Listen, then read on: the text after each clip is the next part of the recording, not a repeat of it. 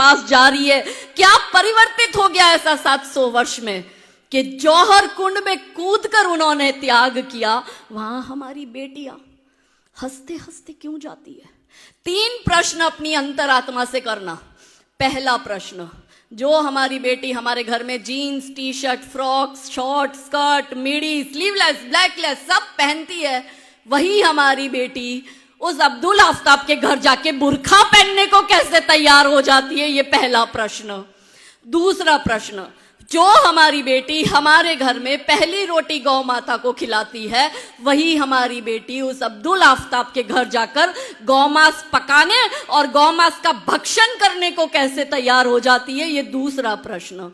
तीसरा और अंतिम प्रश्न, जो हमारी बेटी को अपने घर में अपने भाई बहन से ज्यादा कम शेयरिंग मिलता है ना, कि बेटियां कंप्लेन करती है आपने भैया को ज्यादा दिया, मुझे कम दिया, दीदी को 2 जीन्स लाके दी, मुझे 1 जीन्स दी, दीदी को 200 रुपए वाली पहन दी, मुझे 180 रुपए वाली। छोटी मोटी नोकझोंक हर घर में हर भाई बहन में होती है।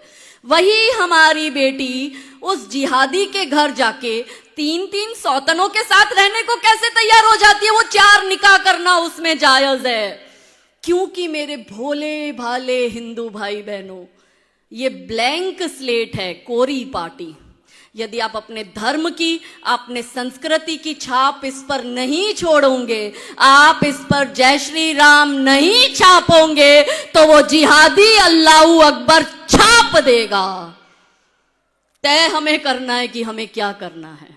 हमें हमारे बच्चों को किस और ले जाना है वो हमें तय करना पड़ेगा। हमें कौन से भारत का निर्माण करना है ये हमें तय करना पड़ेगा। ज्यादा समय नहीं है, 10 वर्ष।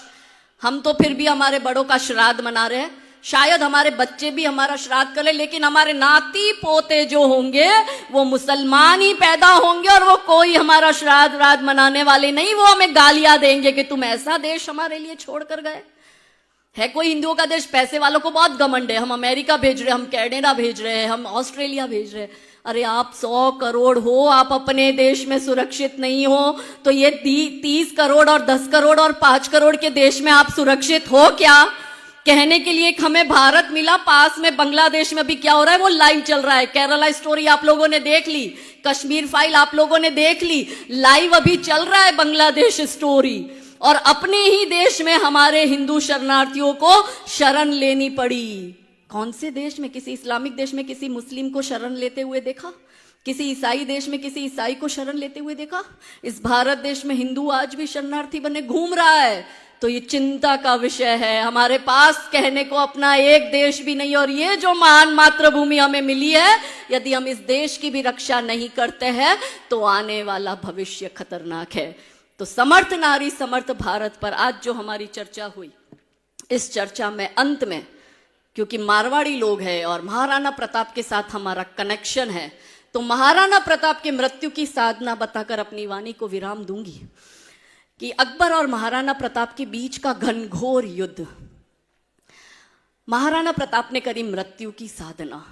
अकबर के साथ वो भी लोग थे जिनको अकबर के साथ रहना चाहिए था, और अकबर के साथ वो भी लोग थे जिनको महाराणा प्रताप के साथ रहना चाहिए था। इसमें 4 प्रकार के लोग आए। बुद्धिशाली लोग जो कुछ हेल्प नहीं करते, वो फ्री का सजेशन देते, वो तब भी चलता था, वो अब भी चलता है। और कमजोर कायर डरपोक लोग जब खुद युद्ध में शामिल नहीं हो पाते, तो जो युद्ध लड़ रहा है उसका भी पैर खींचने की कोशिश करते हैं। तो इसमें एक वर्ग था बुद्धिशाली लोगों का।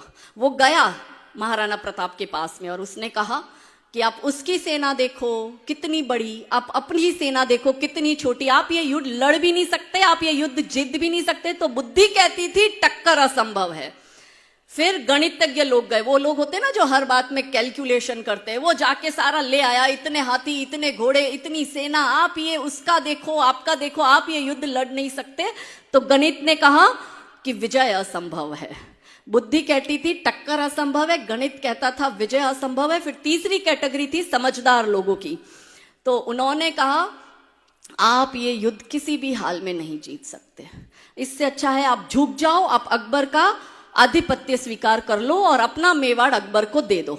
और चौथा था उसके रिश्तेदार, उनको पता था ना तो ये झुकेंगे, ना ये कन्वर्ट होंगे, ना अपना ये राजपाट देंगे, ये तो हर हाल में युद्ध करेंगे मगर जीतने वाले नहीं है क्योंकि उसकी संख्या ज्यादा है। तो एक काम करो, रिश्तेदारों ने कहा भाग जाओ। तो बुद्धि कहती थी टक्कर असंभव है, गणित कहता था विजय असंभव है, समझदार ने कहा झुक जाओ और रिश्तेदारों ने कहा भाग जाओ। मगर महाराणा प्रताप ने किसी की भी बात नहीं मानी और महाराणा प्रताप ने करी मृत्यु की साधना।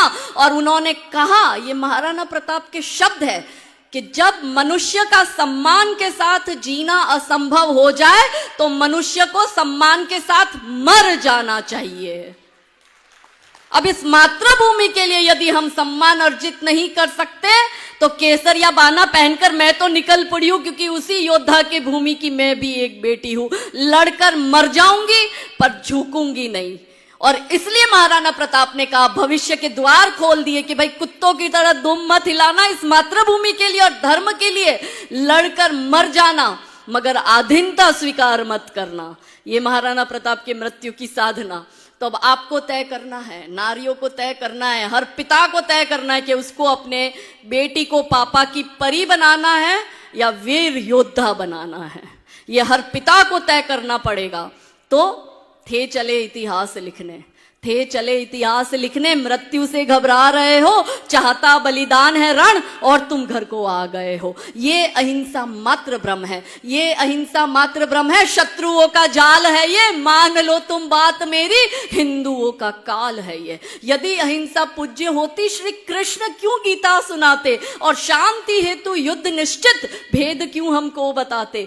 कायरों की भांति तुम क्यों युद्ध से कतरा रहे हो, चाहता बलिदान है रण और तुम घर को आ गए हो। सो रहे हैं जो अभी तक दर्प सारे जाग जाए, सो रहे हैं जो अभी तक दर्प सारे जाग जाए, अब उठो उद्घोष करो कि सर्प सारे भाग जाए। ये समय संग्राम का है, तुम स्वयं से टकरा रहे हो, चाहता बलिदान है रण और तुम घर को आ गए हो। भेद सारे भूल कर और वर्ण सारे भूल कर, भेद सारे भूल कर सोचो कि हम अतिरेक है और भींच लो सब मुट्ठिया, बोलो कि हिंदू एक है, बोलो कि हिंदू, बोलो कि हिंदू।